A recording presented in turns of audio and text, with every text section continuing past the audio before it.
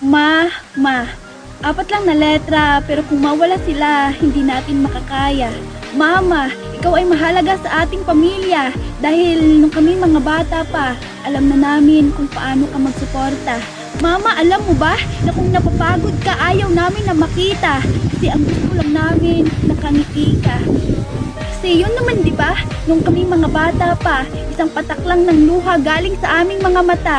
Nandyan ka na para ibalik ulit ang aming mga tawa. Alam ko na hindi madali ang maging isang ina kasi dumadating ka na sa part na kailangan mo nang magpakatatag para sa iyong pamilya.